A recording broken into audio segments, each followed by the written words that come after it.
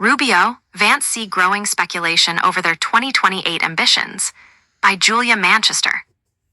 President Trump floating Vice President Vance and Secretary of State Marco Rubio as a potential presidential ticket is fueling questions about their working relationship and political futures as chatter about who will lead the 2028 Republican ticket intensifies.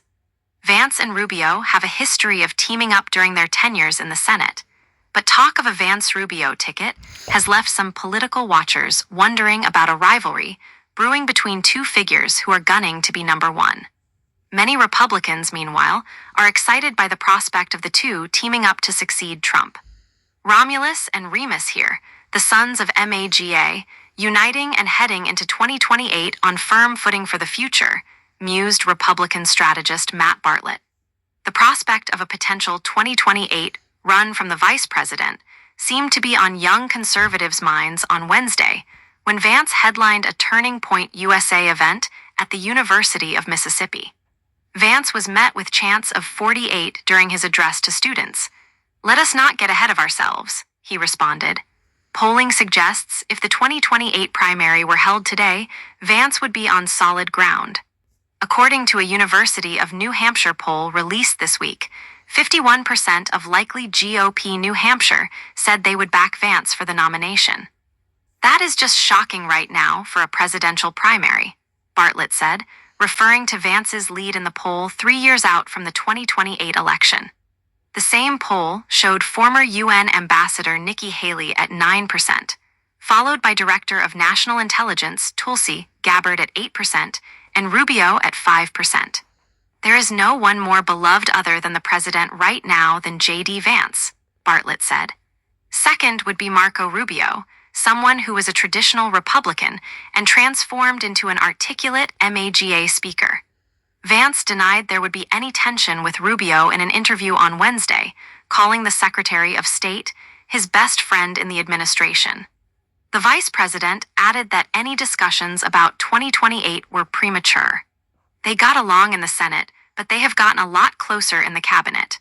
One of the things I know he really appreciates about Marco is how diligent and team-oriented he is," a source familiar told The Hill.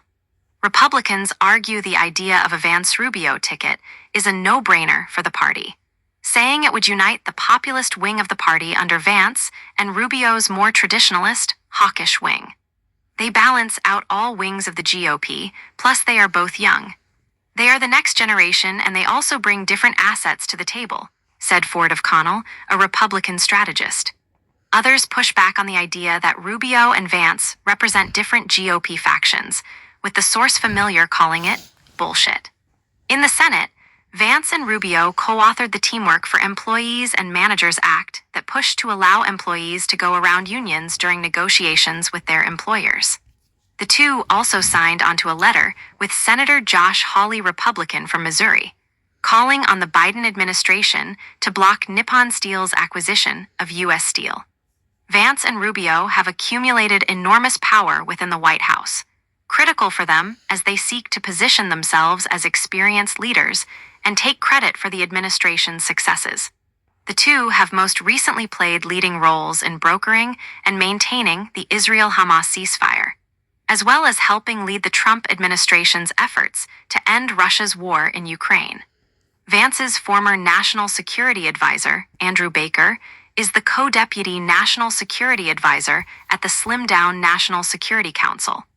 But with Rubio as the acting National Security Advisor, he still has the ultimate say. While Trump and Republicans suggest the duo would be a presidential dream team of sorts, there would be major challenges in forming such a ticket. "It is very hard to arrange a marriage in politics," said Alex Canant, a Republican strategist and alum of Rubio's 2016 presidential campaign. "I think there is a fight brewing in the party between the America First crowd and the traditional conservatives. Whether that can be bridged with some sort of unity ticket or plays itself out in a primary remains to be seen."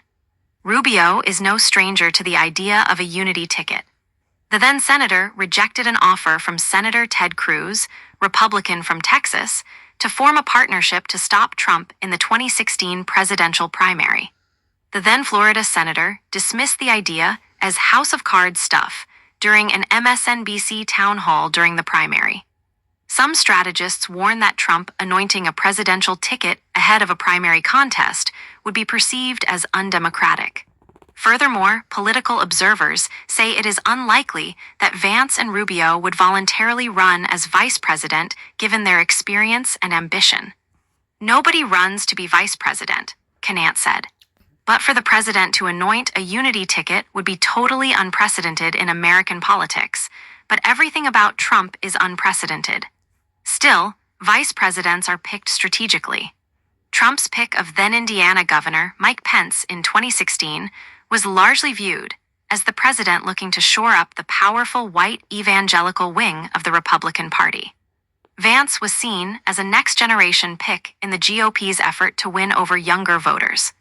Another factor to take into account is how serious Trump and his allies would be about seeking a third term.